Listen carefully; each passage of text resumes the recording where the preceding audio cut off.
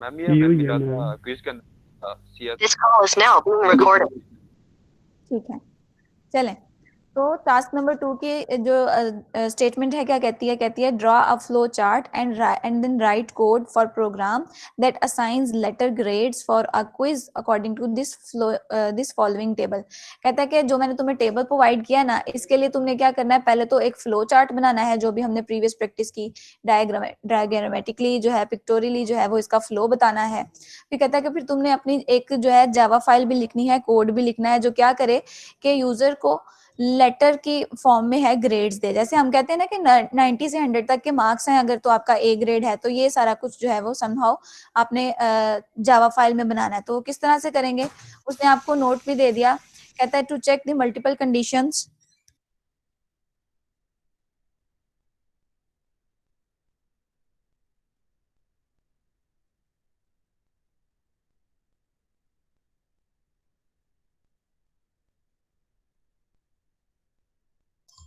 Okay तो आपके पास कुछ इस तरह से सिनेरियो उसने प्रोवाइड किया हुआ है, आपने इसके लिए जो है अकॉर्डिंगली कोड लिखना है। तो उसने नोट में आपसे कहा to check multiple conditions you can use else if. हाँ, वो तो हमें वैसे भी समझ आ गई थी कि हम समहाउ इसमें इफ एल्स की कंडीशंस ही लगाएंगे। हम कहेंगे कि if marks are in between of 90 to 100 तो ए ग्रेड दे देना, अगर मार्क्स इन बिटवीन है 80 to 89 के तो बी ग्रेड दे देना। तो ये चीज तो हमें समझ आ गई ना?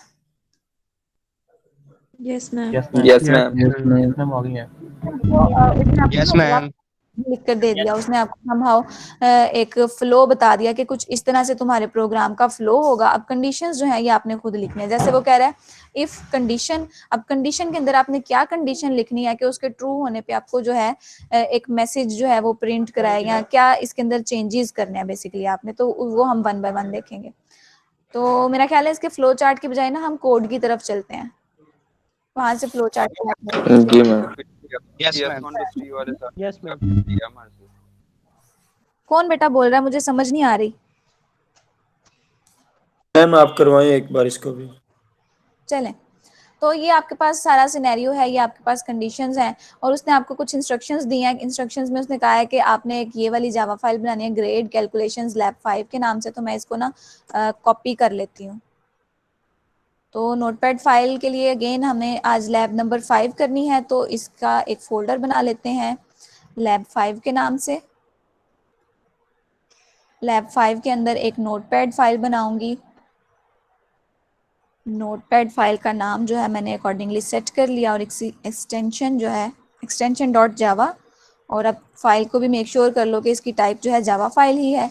अब इसके अंदर हम कोड करते हैं। बेसिकली कोड के लिए हमने बात की, हमेशा हम स्टार्ट करते हैं क्लास से, लेकिन इस बार के केस में उसने क्या कहा कि आपने यूजर से इनपुट लेना है, यूजर से create appropriate variables and assign values using scanner object. तो वो जो स्कैनर ऑब्जेक्ट है वो बेसिकली क्या है?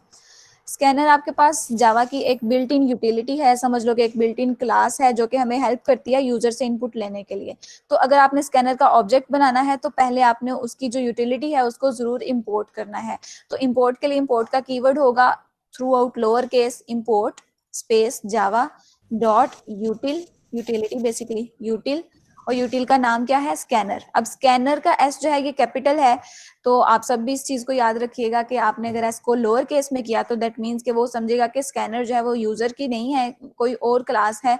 तो मतलब 2 डिफरेंट क्लासेस समझेगा वो। तो जो यूजर वाले जो आपके पास बिल्ट इन है जावा लैंग्वेज का पार्ट, वो एस कैपिटल लेती है। ठीक है, तो स्कैनर आपने एस कैपिटल ही लिखना है। आपने क्या किया? स्कैनर क्लास को इंपोर्ट कर लिया। इंपोर्ट करने का मकसद क्या है कि हमने इन फ्यूचर इसी कोड के अंदर बिलो द कोड या इनसाइड द मेन फंक्शन आपने स्कैनर का ऑब्जेक्ट बनाना है। ऑब्जेक्ट बनाने के लिए पहले आपने उसको इंपोर्ट करना है, मस्ट। ठीक है, आवाज कट रही है। Okay ma'am. Okay ma'am. जी मैम। पब्लिक, ओके मैम, वही पुराना वाला फ्लो। अब आपने क्लास मस्ट लिखनी है पब्लिक, क्लास का नाम एग्जैक्टली वैसा जैसा आपकी फाइल का नाम है। क्लास के फौरन बाद आप हेड के फौरन बाद आप बॉडी स्टार्ट करते हो, बॉडी के एंड पर आपने कमेंट जरूर ऐड करना है, एंड ऑफ क्लास। इससे कंफ्यूजन नहीं होती। Okay ma'am. ओके, फिर उसके बाद आपने क्या करना है?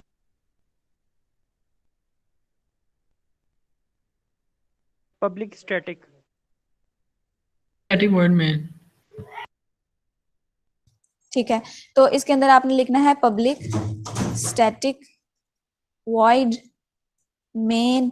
अब ये आपको पता है ये सब कुछ लोअर केस में ही लिखोगे, अगर अपर केस लिखोगे तो वो क्या कहेगा आपसे, symbol can not found. Ma'am string का आर स्ट्रिंग का एस कैपिटल होगा, स्पेलिंग एज इट इज होंगे, और आर्ग्यूमेंट्स। अच्छा बच्चों, स्ट्रिंग जो है इसका एस कैपिटल है, दैट मीन्स कि ये कोई क्लास है, एस कैपिटल है। ऐसे स्कैनर कोई क्लास है, इसका एस जो है वो कैपिटल है। जो मेरी बनाई हुई क्लास थी उसमें भी मैंने ग्रेड का जी जो है कैपिटल रखा। तो ये प्रोग्रामिंग कन्वेंशंस हैं बेसिकली, कि जब हम किसी क्लास की बात करते हैं तो उसका फर्स्ट केस जो है वो, फर्स्ट अल्फाबेट जो है वो अपर केस का होता है, ठीक है। लेकिन जब हम किसी फंक्शन की बात करते हैं तो उसका फर्स्ट केस जो है वो लोअर होता है। अगर कैपिटल रखोगे तो एरर नहीं, मतलब यूजर डिफाइंड फंक्शंस को अगर आप कैपिटल रखते हो तो एरर नहीं आता, लेकिन कन्वेंशन क्या है कि आपने इसको लोअर केस में ही रखना है। इसी तरह यूजर डिफाइंड, आपके पास जो बिल्ट इन मेन फंक्शन बनाया लैंग्वेज लिखने वाले ने, उसने उसको भी जो है लोअर केस में ही रखा, तो इसको लोअर केस में ही रखना है, ठीक है। और उसके बाद आप देख रहे हो कि आर्ग्यूमेंट्स की जगह पर हम कुछ भी लिख सकते हैं, अपना नाम भी लिख सकते हैं। तो ये जस्ट आपके वेरिएबल का नाम है, और वेरिएबल का नाम कुछ भी हो सकता है। मतलब स्ट्रिंग जो है ये मस्ट ऐसा ही रहेगा, लेकिन स्ट्रिंग टाइप का जो वेरिएबल है वो बेसिकली आप चेंज कर सकते हो इसका नाम। तो हम कन्वेंशनली आर्ग्स लिखते हैं, आर्ग्स के अलावा कुछ लिखोगे तो भी एरर नहीं आता। एंड ओके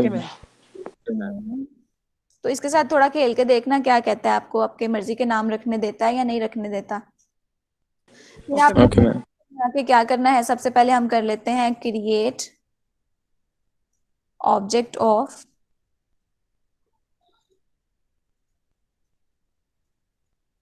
स्कैनर का ऑब्जेक्ट बना रहे हो बेसिकली। अच्छा कुछ बच्चे ना अभी तक क्या कर रहे थे, प्रोग्राम के अंदर ये यूटिलिटी को इंपोर्ट तो कर लेते थे लेकिन बीच में उसको कहीं यूज नहीं करते थे, पता नहीं क्यों। शायद वो समझते हैं कि ये इंपोर्ट जो है हमारे कोड का मैंडेटरी पार्ट है, इसके बगैर कोड रन नहीं होगा। ऐसी बात नहीं है बेटे, ये आपने तभी इंपोर्ट करना है जब आपने स्कैनर का ऑब्जेक्ट बनाना है, जब आपने यूजर से इनपुट लेना है, ठीक है। तो ये चीजें इंटर रिलेटेड है।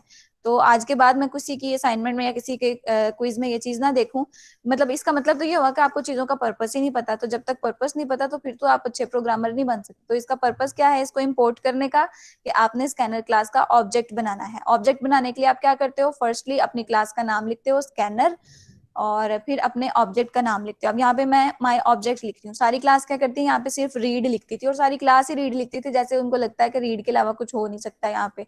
तो ये भी वेरिएबल का नाम है, आप कुछ भी रख सकते हो। जैसे मैंने अभी बात की ना आर्ग्स, यहाँ पे आप कुछ भी लिख सकते हो, इसी तरह आप यहाँ पे भी कुछ भी लिख सकते हो। तो मैंने लिख दिया माय ऑब्जेक्ट, ताकि बच्चों को याद रहे कि ये बेसिकली समहाउ कोई ऑब्जेक्ट है, ठीक है।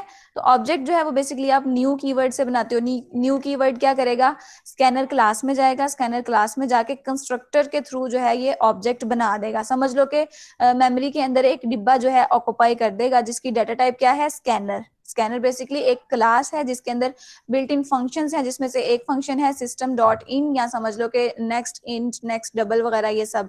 तो वो सारी चीजें जो है स्कैनर के अंदर डिफाइंड है। तो माय ऑब्जेक्ट को यूज करते हुए आप स्कैनर क्लास के किसी भी फंक्शन को अप्रोच कर सकते हो। तो आपने ऑब्जेक्ट इसलिए बनाया है, ठीक है।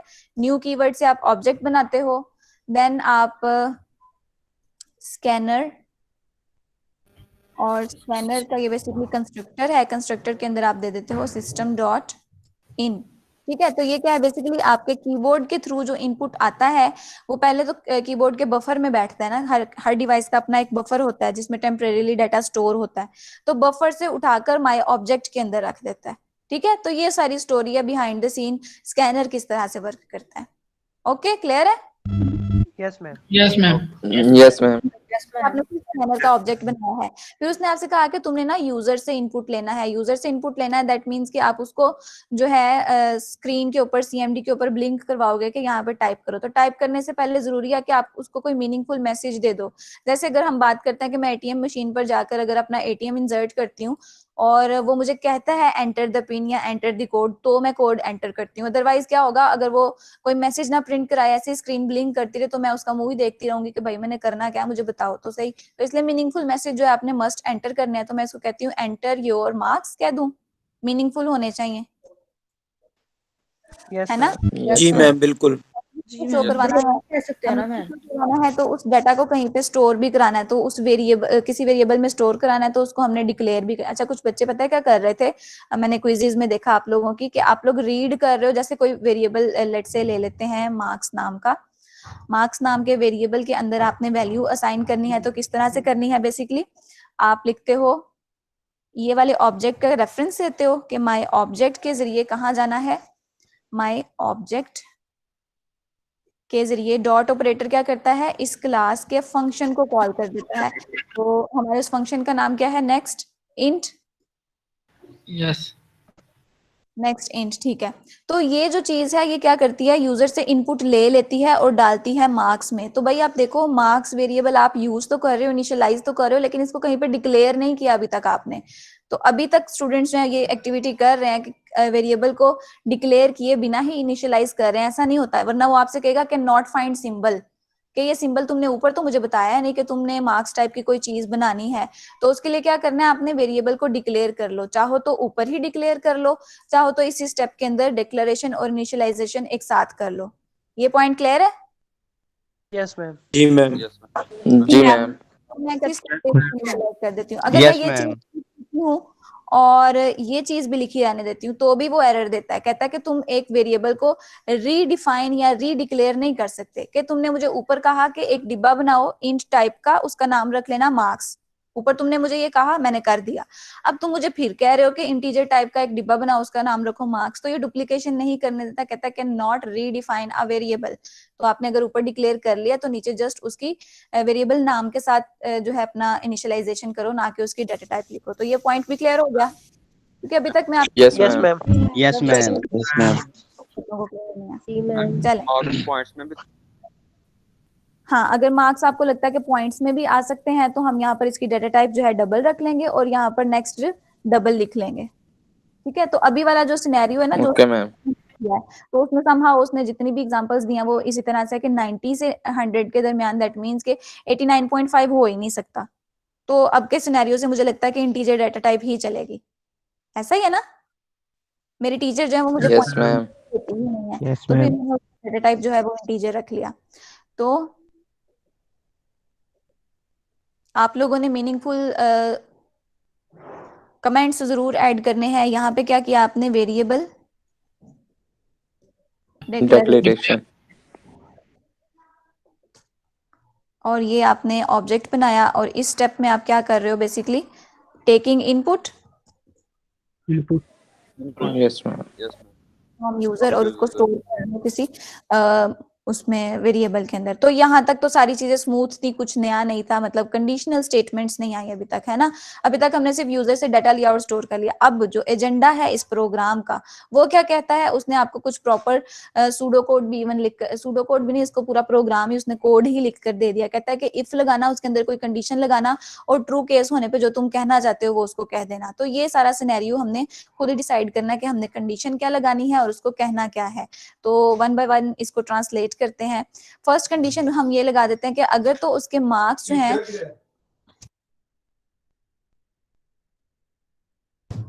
अगर तो उसके मार्क्स जो हैं वो 90 और 100 के दरमियान है तो उसको कौन सा ग्रेड देना है, ए। तो ये हम लिखेंगे, हम कहेंगे इफ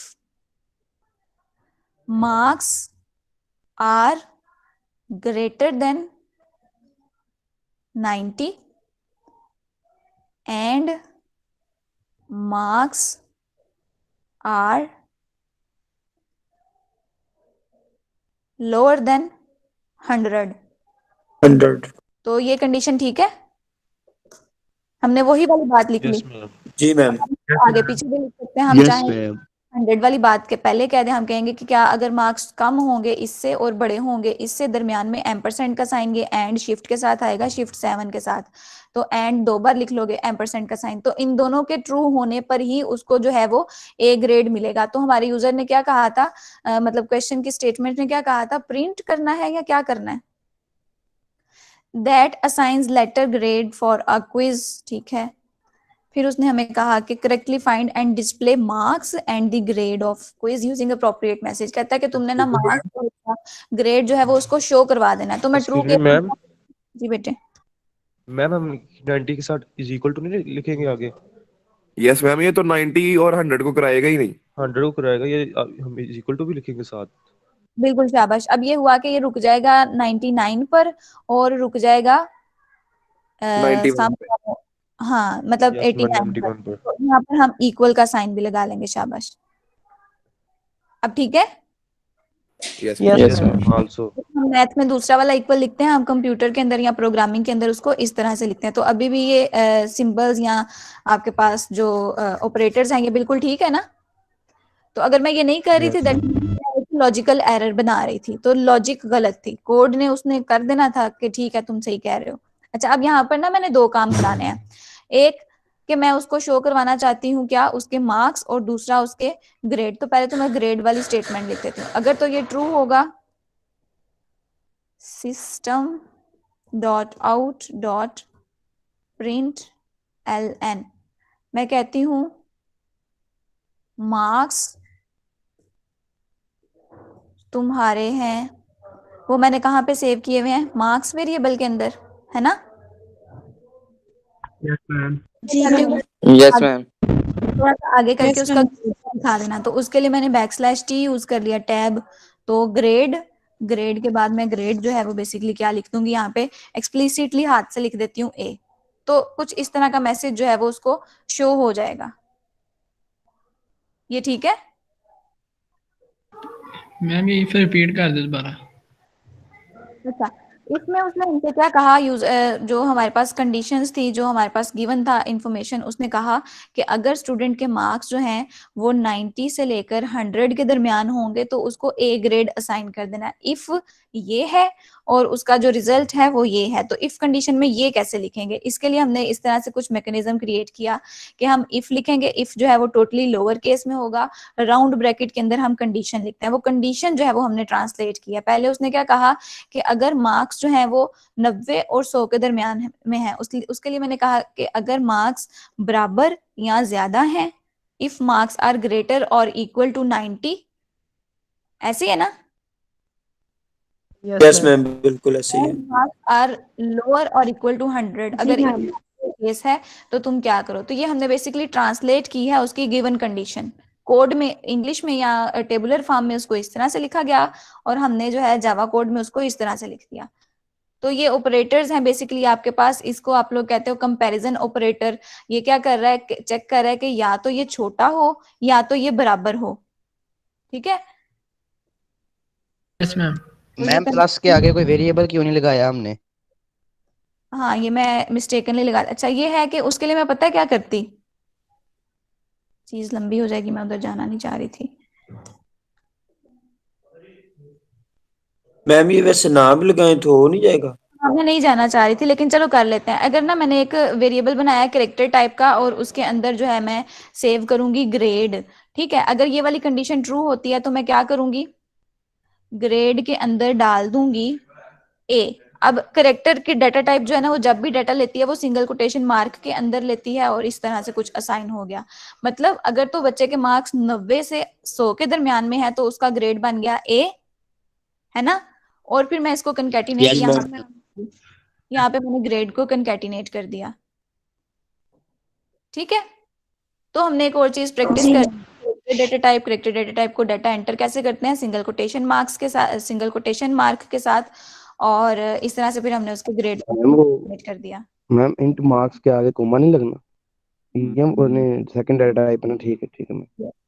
नहीं नहीं मैम, सेमी कॉलन नहीं लगना है। एक्चुअली ये ठीक हो गया। यस मैम सेमीकोलन लगेगा। तो अगर ये मैं इधर भी लिख देती हूँ तो ये गलत नहीं है कि स्टेटमेंट में आप एक ही लाइन पे ज्यादा सारी स्टेटमेंट्स लिख सकते हो, एरर नहीं आता। चलें, ये वाली बात डाइजेस्ट हो गई सबको? Okay, ma'am. जी मैम. अगर एक तो ये केस है, ऐसा नहीं हुआ तो अगर ये वाली कंडीशन फॉल्स हो जाती है तो क्या करना है आपने। अब मैं दोबारा से इफ लिख रही हूँ, तो ये आप लोग अगेन इसको देख लो किस तरह से होगा।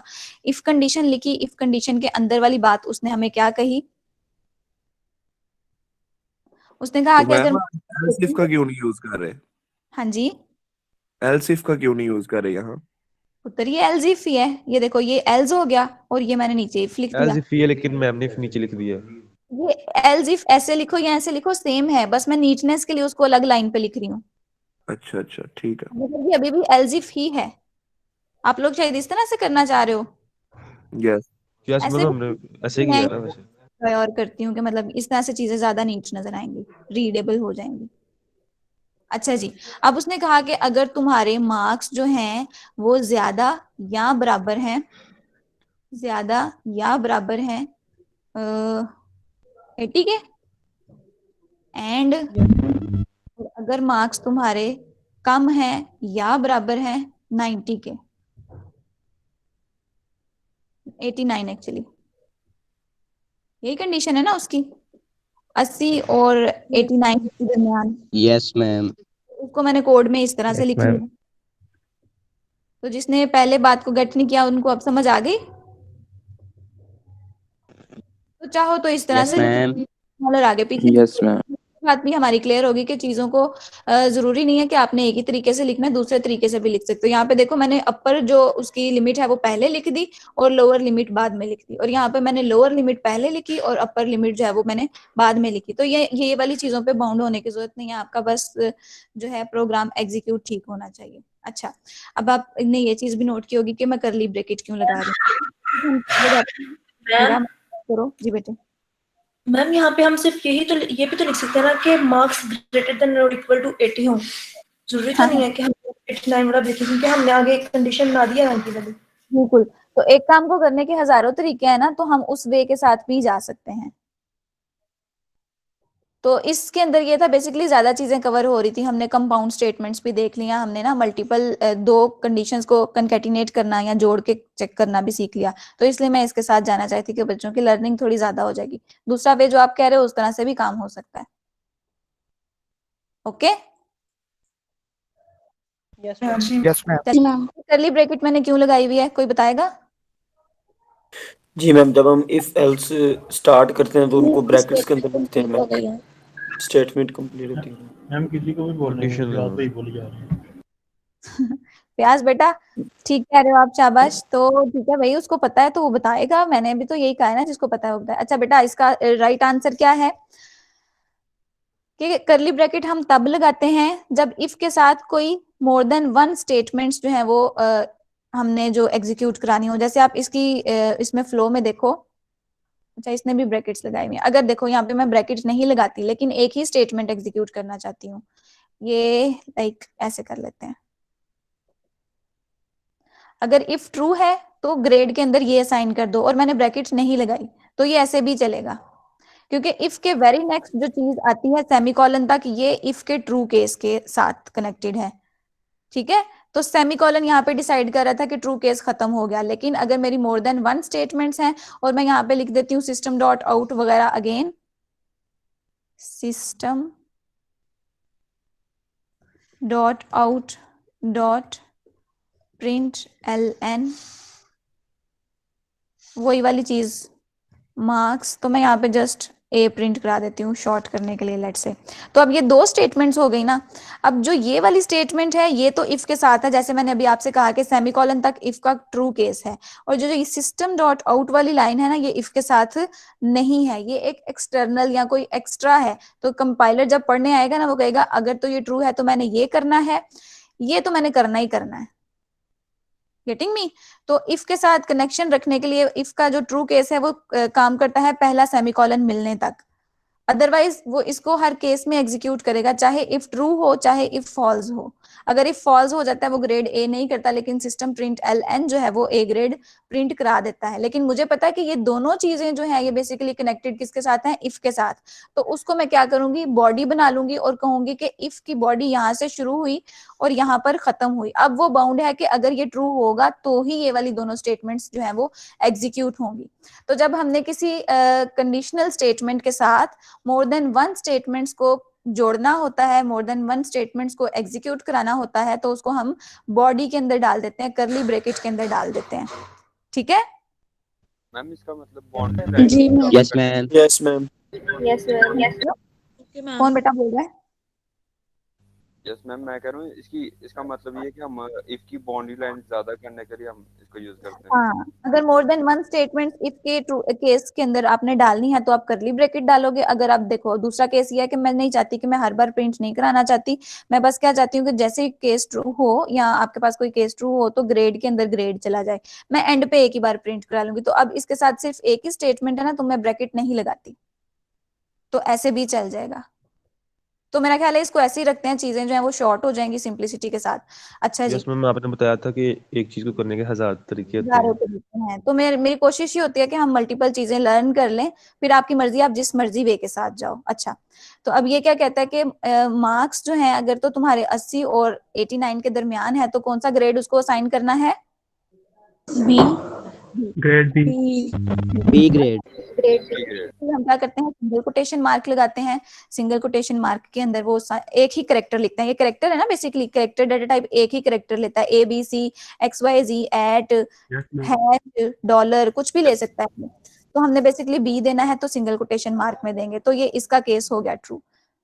ठीक है, कहते हैं अगर ये भी नहीं होता तो फिर तुम क्या करो, एल्स इफ, तो फिर वो तीसरी कंडीशन के लिए अगेन मैं वही वाली, हम अब नहीं लिखना system.out.print। हाँ मैं नहीं करवाना चाह रही, मैंने कहा कि अब मैंने सिर्फ एक ही स्टेटमेंट लिखी है इफ के साथ, तो वो मैं बताती हूँ कहाँ जाके करेंगे।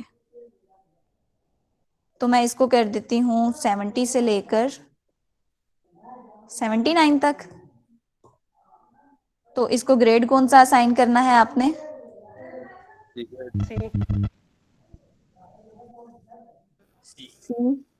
Semicolon again. Single quotation. Ma'am जो कोटेशन है वो सिंगल आने में डबल कोटेशन लगा दिए। बस, तो यहाँ पे सिंगल कोटेशन मार्क, तो दैट मीन्स के बच्चे सुन रहे हैं बात को। Okay,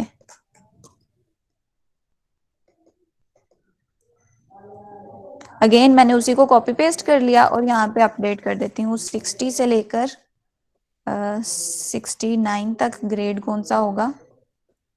D. फिर देख लेते हैं कब तक करना है ये काम हमने। डी के फौरन बाद अगर वो 60 से लोअर है तो उसको एफ दे दो। तो मैं लिखती हूँ एल्स, दूसरा case, if marks are lower than 60, यही कह रहा है ना कि अगर 60 से कम मार्क्स यस मैम। तो क्या कर देना, ग्रेड के अंदर तुमने असाइन कर देना है, ग्रेड के अंदर डाल देना है तुमने को एफ। और मेरा ख्याल है इफ स्ट्रक्चर यहाँ पे कंप्लीट हो गया, हमने उसके टेबल को कन्वर्ट कर दिया प्रोग्राम के अंदर।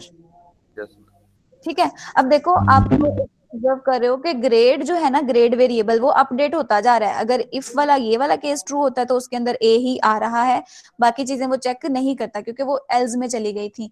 तो वो यहाँ से एग्जीक्यूशन करके एल्स एल्स एल्स एल्स को स्किप करके इस वाली लाइन पर, मतलब लास्ट पर आ जाता है, यहाँ पर जहाँ पे अभी मेरा कर्सर आपको नजर आ रहा है। मैम ये लास्ट में खाली इफ नहीं आ जाएगा?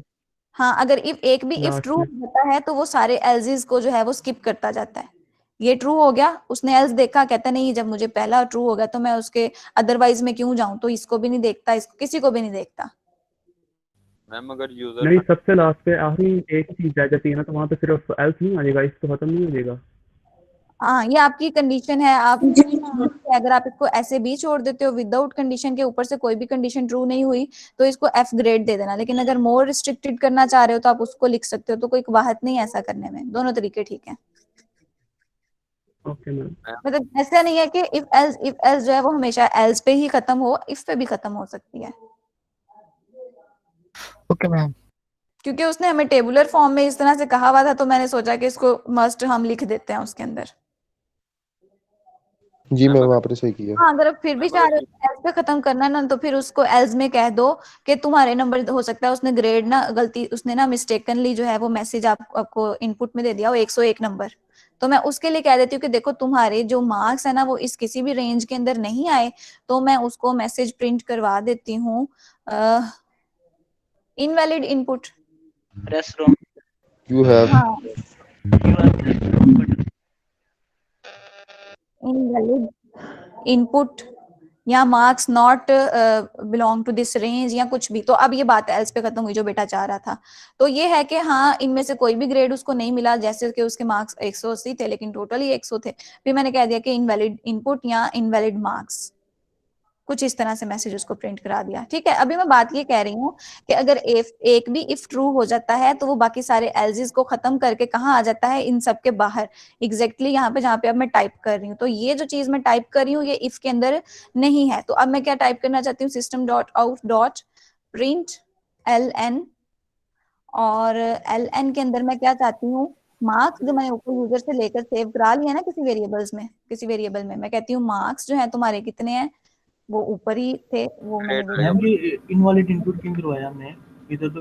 ग्रेड आएगा यहाँ पे। नहीं ना, देखो अभी तो मैं मार्क्स लिख रही हूँ, मैसेज में लिखा मैंने मार्क्स। Okay ma'am. मैंने तुम देखो मार्क्स दिखा दो, फिर थोड़े से फासले पर थोड़े से टैब की स्पेस देकर तुम ग्रेड भी दिखा दो, तो ग्रेड भी मैंने एक ओके वेरिएबल हो में, गया मैम। तो वो मैं यहाँ पे कंकैटिनेट कर रही हूँ। तो वो जो चीज मैंने ऊपर स्किप की कि मैं सिस्टम डॉट आउट जो है बारी बारी हर लाइन में नहीं लिख रही, अब मैंने क्या किया, जब तुम एंड पर आओगे जो तुम्हारे पास फाइनल ग्रेड वेरिएबल में होगा वो प्रिंट करा देना। दोनों तरीकों से काम हो सकता है, आप चाहो तो ये वाली system dot out print L N वाली लाइन जो है सभी इफ के ट्रू केसेस में डाल दो, लेकिन डालने के लिए आपको क्या करना पड़ेगा, क्या करली ब्रैकेट डालनी पड़ेगी, उसकी बॉडी बनानी पड़ेगी जब मोर देन वन स्टेटमेंट्स आपने देनी होती है ना। और दूसरा ये कि इसको ना हम लेबर कहते हैं, इसको हम लेबर वर्क कहते हैं, कि मैं यही वाली स्टेटमेंट सेम स्टेटमेंट हर एक के साथ डाल रही हूँ, तो इससे बेहतर नहीं है कि ऊपर मैं जस्ट ये डिसाइड कर लूँ कि तुम्हें ग्रेड कौन सा मिलना है, एंड ऑफ प्रोग्राम उसको प्रिंट करा दूं जी ये वाला मिलना है, तो ये मोर एफिशिएंट वे में हमने लिख लिया। क्लियर है? मैं ये लास्ट से एक बार रिपीट कर। Yes ma'am. मैं ये कह रही हूँ कि अब देखो ऊपर आपने क्या, फार्मूला भी रिपीट कर दीजिए जरा। मैं इसको करती हूँ, हमने क्या किया, यूजर से इनपुट कराने के बाद डिसाइड करना था इसको ग्रेड कौन सा देना है, डिसाइड करने के लिए मैंने ये कंडीशंस लगा दी इफ की, तो जैसे जो भी इफ कंडीशन ट्रू होती है उसके अकॉर्डिंग मैंने ग्रेड वेरिएबल के अंदर ग्रेड जो है वो असाइन करना शुरू कर दिया। अभी मैं प्रिंट नहीं करा रही, ठीक है, तो मैंने क्या किया, अगर ये वाला इफ ट्रू नहीं हुआ तो वो एल्स वाले में गया, इस वाले ग्रेड को उसने जाकर चेक किया, अगर ये ट्रू हो गया तो क्या होगा, ग्रेड वेरिएबल में बी चला गया। जब एक भी इफ ट्रू हो जाता है, समझ लो वो सेकंड वाला ट्रू हुआ, तो रिमेनिंग एल्सिस को वो चेक नहीं करता, यहां तक वो काम नहीं करेगा, स्किप करके वेरी नेक्स्ट लाइन पर आ जाएगा। ठीक है, स्किप कहां तक करेगा, जहां तक उसको सेमीकोलन, फॉल्स, अगर एक ही स्टेटमेंट फॉल्स हो तो फिर, अगर फॉल्स हो तो फिर कौन सा देगा? हाँ, अगर समझ लो कि दूसरा वाला भी जो है वो भी फॉल्स हो गया, फिर वो नीचे आकर चेक करेगा। अगर मतलब समझ लो कि अगर स्टूडेंट ने या जो यूजर है उसने एक नंबर ऐड किया था, दैट वाज 108 जो है वो इस वाली रेंज में भी नहीं लाई किया, इस वाली में भी नहीं लाई किया, इन सारों में लाई नहीं किया, है ना। यस। तो वो फिर एल्स वाला यूज करवा देगा, कहेगा कि तुमने इनपुट ही गलत किया, देखो तुम्हारे मार्क्स टोटल 100 थे, तुम कह रहे हो कि मेरे 108 मार्क्स थे, तो इनवैलिड इनपुट या कोई भी इस तरह का मैसेज उसको शो करवा देंगे। Okay ma'am. ओके, तो अगर वो होता है तो फिर एंड पर आएगा कि वो पहले आपको दिखाएगा मार्क्स 108 और ग्रेड आपको दिखा देगा ये वाला। अच्छा, अब यहाँ पर एक और चीज भी हम इसको मोर जो है ना स्ट्रिक्ट कर देते हैं। अब देखो, अगर इसमें से कोई भी ग्रेड के अंदर गया ही नहीं, तो फिर ग्रेड के अंदर क्या पड़ा हुआ है क्लास, आपको क्या लगता है? मैम कुछ भी नहीं पढ़ा। कुछ भी नहीं पड़ा हुआ ना। सॉरी मैम, क्या कहा आपने? और गार्बेज को देखने के लिए जो जावा है वो कहती है मैं गार्बेज के साथ ऑपरेट नहीं करूंगा, तो फिर मैं उसको क्या कहती हूँ कि एक ना वो रैंडम सा एक इनिशियल वैल्यू दे देती हूँ, तो इनिशियल वैल्यू मैं उसको ओ ग्रेड दे देती हूँ, 0 ग्रेड या ओ ग्रेड। तो अगर मार्क्स हैं 108 होते हैं तो मैं उसको ग्रेड दे देती हूँ ओ, क्योंकि मैंने ऊपर मैम मैसेज एल्स लिखा तो हुआ है, एल्स इफ अगर 60 से जितने भी उसके कम मार्क्स होंगे तो वो एफ ग्रेड दे देगा। 60 से कम ना, अगर 108 नंबर है तो फिर वो किस वाली कंडीशन में जाता है? अच्छा ठीक, इनवैलिड में जाएगा, इनवैलिड प्रिंट करा देगा। तो ये तो इफ का कनेक्शन जो है वो सेमीकोलन तक था, इफ वाला काम जो है वो कहां तक चलता है, सेमीकोलन।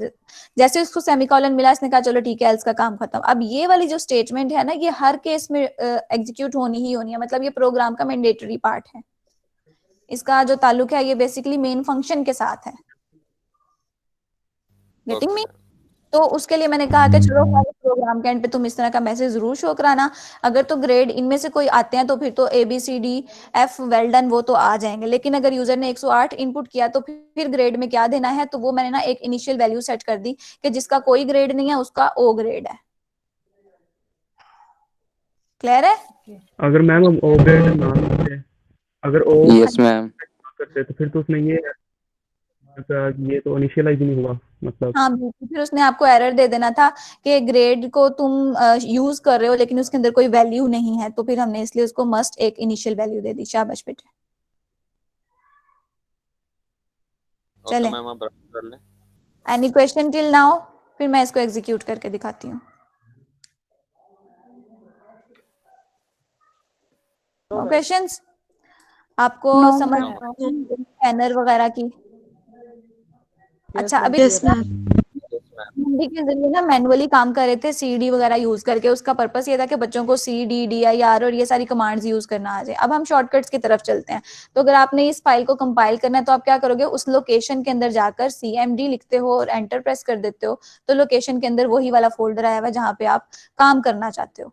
पहले हम ये करते थे ना, CD ड्राइव से HB ड्राइव में आते थे, फिर ये वाला फोल्डर खोलते थे। तो डायरेक्टली आने के लिए हमने क्या किया, आपके विंडोज एक्सप्लोरर के एड्रेस बार के अंदर CMD लिखा और इसने CMD खोल दिया। ओके मैम, ये पहले बता देना था। मैम ये पहले क्यों नहीं बताया हमें? बेटा सारी चीजें सीख लो, आपको तो फायदा ही हुआ है ना कि हमें वो भी आता है, ये भी आता है। Okay ma'am. पहले हम मैनुअल चीजें सीखा करते हैं, फिर शॉर्टकट्स की तरफ जाते हैं। और शॉर्टकट्स का मेरा ये इरादा था कि बच्चे खुद सीखेंगे कहीं ना कहीं से। तो यस ठीक है, मैम। इस तरह से गेट कर लो। तो हमने कंपाइल करने हम के लिए क्या ऊपर करना से है, कॉपी ड्रेस करके तो भी CD लिख के आ गए, वो सारे जितने फोल्डर हैं इकट्ठा भी कॉपी ड्रेस उधर चल जाता है। के मल्टीपल वेज है ना। तो अगर आपको मैं इसी पे बाउंड कर देती तो फिर सारे आराम से CMD ही करते और कहते कि चलो काम हो रहा है, कोई नहीं सीखना कोई और तरीका। तो अच्छा गया यस आपको मैम, हम बहुत कामचोर हैं। जी शाबाश। चलो, जावा सी एक ऐसी कमांड है जो कंपाइल करती है आपके प्रोग्राम को। जावा सी लिखा, मैंने स्पेस दी, टैब बटन प्रेस किया तो मेरे पास वो फाइल आ गई जिसको मैंने एग्जीक्यूट करना है। अब देखते हैं कितने एरर्स हैं इसमें। ओह वाओ, आप लोग तो एक्सपर्ट हो गए, कोई एरर भी नहीं करते। तो ठीक है जी, कोई एरर नहीं आया। तो अब इसको हमने रन करना है। रन करने के लिए क्या कमांड है? जावा और आगे जावा और फाइल का नाम जावा, क्लास नेम। फिर टैब बटन प्रेस करो, क्लास आ गई, इसकी एक्सटेंशन हटा दो और इसको एग्जीक्यूट कर लो। उसने कहा एंटर योर मार्क्स, मैं इसको दे देती हूँ 109 नंबर। कहता है इनपुट इनवैलिड इनपुट और मार्क्स उसने साथ ही जोड़ दिए। तो उसके लिए मुझे क्या करना है, थोड़ा सा चेंज। मैंने यहाँ पर प्रिंट LN लिखना है, यहाँ पर, यहाँ आप इसके यहाँ पे स्टार्ट पे कर लो। एक और चीज आप लोगों ने ऑब्जर्व की कि प्रिंट LN जो है शुरू में न्यू लाइन नहीं डालता, वो कब डालता है, जब ये लाइन खत्म हो जाती है इसके एंड पे न्यू लाइन डालता है। ये बात आप लोगों ने ऑब्जर्व की थी वर्किंग में? हाँ, हम लोग शायद ये समझते थे कि प्रिंट LN क्या करता है, ये सब कुछ प्रिंट करने से पहले न्यू लाइन पे जाता है। नहीं, ऐसा नहीं है। वो क्या करता है, प्रिंट LN पूरी स्टेटमेंट प्रिंट करने के बाद फिर न्यू लाइन पे जाता है। उसका फंक्शन का नाम ही है ना, प्रिंट कर दो पहले फिर न्यू लाइन पे चले जाओ। तो अब मैंने यस मैम। बाद Ctrl+S मस्ट करना है, फाइल सेव इसको मस्ट करना है। देन अगर आपने इसको रिकम्पाइल करना है, अगर उसको डायरेक्ट जो है एग्जीक्यूट करोगे तो वो तो पुराने वाला आउटपुट ही देगा, है ना। तो अगर मैंने इसकी चेंजेस को यहाँ सेव, पर जावा के साथ सीखेंगे ना, तो आगे डॉट जावा एक्सटेंशन नहीं लगाएंगे तो वो डायरेक्ट कर देगा। ओके, तो इसको मैंने रिकम्पाइल करना है जावा सी लिखकर। अब उसके चेंजेस भी सेव हो गए और चेंजेस के साथ जो फाइल है वो मेरी एग्जीक्यूट होनी है। तो मैं अगेन 109 ही लिखती हूँ, तो ये ठीक हो गया। तो ठीक है, इसकी मजीद जो ब्यूटिफिकेशन है वो आप लोग कर लेना। प्रिंट LN जो है वो बेसिकली 2 हो गए हैं शायद मेरे पास, तो इसको थोड़ा बहुत ठीक कर लेंगे। तो उसने दोनों चीजें आपको आउटपुट करा दी। इसको एक बार सक्सेसफुली भी देखते हैं जी। इसको मैं देती हूँ 90 मार्क्स, तो उसने कह दिया तुम्हारे मार्क्स 90 हैं और ग्रेड जो है वो A है। तो ठीक है, ये सारा ठीक रन हो गया। जी मैम। तो टास्क नंबर 2 हमारा कंप्लीट हो गया। इसकी मैं अलग से आपके साथ शेयर कर देती हूँ। टास्क नंबर 3 के ऊपर चलते हैं।